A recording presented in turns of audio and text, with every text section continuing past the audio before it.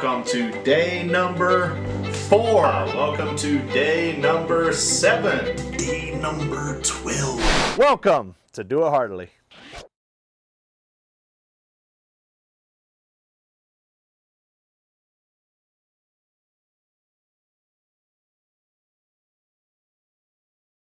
So when a wicked person comes, contempt comes with them. All right, that's like the first railroad car right behind them. Okay,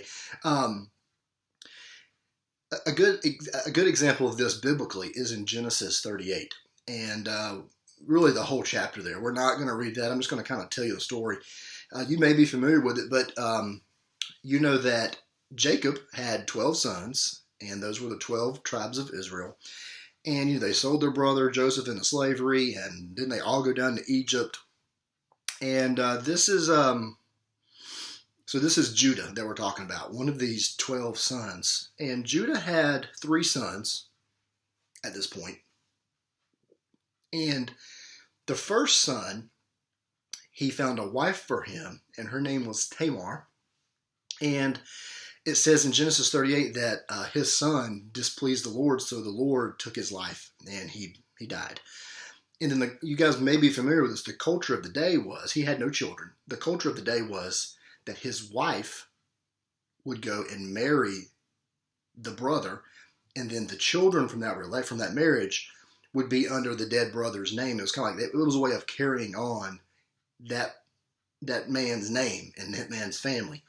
And so that was something that was written in the law for them to do. It was very culturally acceptable and expected that you would do that. Well, the second son, he takes Tamar as his wife, and the text says that he realizes that those children would not be his children, but rather his dead brother's children, and they would get the inheritance and that type of thing. And he did not want to do this, and so he refused to have children with Tamar. Well, this was very displeasing to the Lord. And so the Lord took his life for that reason, and he passes away. And so now Tamar she's been married to 2 different brothers. And the third brother, he is a little bit younger. And Judah, remember, he's the father of those sons. Judah says, hey, Tamar, why don't you go live as a widow at your dad's house? And once my son is of age, I will give him to you as a husband to raise up children. Again, that was what was culturally expected of Judah to do. And so some time passes. Judah's wife actually passes away during this. And Judah is going to go shear some sheep. And Tamar finds out that he's coming. And she knows that the third son is grown and of age, but he has not been given to her. And so she takes it upon herself to raise up children through Judah himself. And so she gets involved in a little bit of trickery here. And, she wears widow's garments. Once you're a widow, you would wear certain garments. She takes those off, and she puts a veil over her face, which was a sign that she was a prostitute. And she went and she sat by the road where she knew Judah would pass through. He didn't know it was her. His wife is passed away. He's actually, some people say he's at a little bit of a festival, at a party with the sheep shearing business he's involved in. And he sees Tamar. He doesn't know that it's Tamar. He thinks it's just a prostitute there. And he goes and he sleeps with her, not knowing who it is.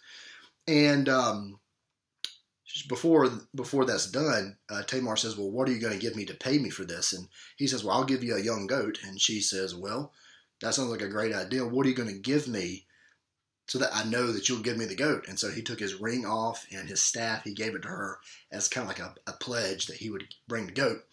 So he leaves, and he sends a servant back to take the goat to her. She's not there. She leaves where she was. She goes, takes that veil off, and she puts her normal clothes back on. And they're looking for her, and they can't find her.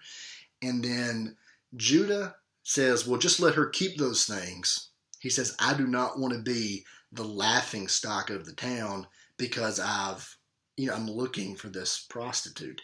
It was not culturally acceptable to make a lot of inquiries about where a prostitute was. It did not bring respect to you. It brought disrespect to you. And, this is kind of what's going on here?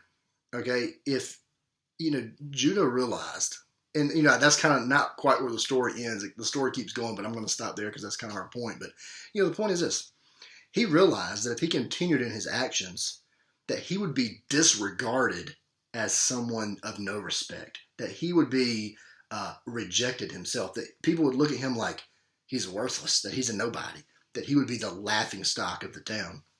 And so that's kind of what this word means. Okay, when a wicked person comes, contempt also comes. And so obviously nobody wants to be looked at this way.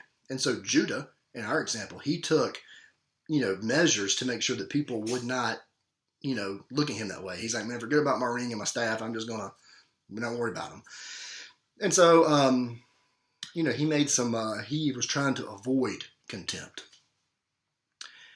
So contempt comes when a wicked person comes. And then, our third word here, it says, and along with dishonor.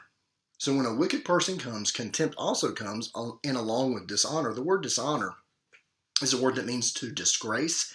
It's a word that means to publicly shame somebody. And it is the opposite of honor. So if you're going to honor someone, you're going to speak well of them. You're going to hold them in a high position. You're going to treat them well. If you're going to dishonor someone, you're going to do things that would be disrespectful to them, that would bring disgrace onto them, that would bring public shame to them. And, this really has to do with a person's actions, okay? The first word, contempt, that is really a person's words and what they say about you and kind of how they think about you. If someone dishonors you, that's more than just their words about you. Those are actions taken towards you that are disrespectful and disgraceful.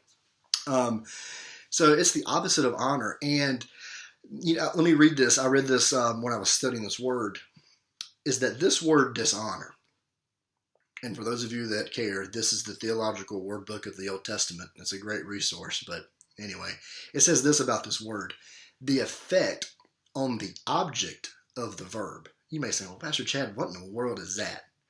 Let's look back at our shame train. Okay, here's our train.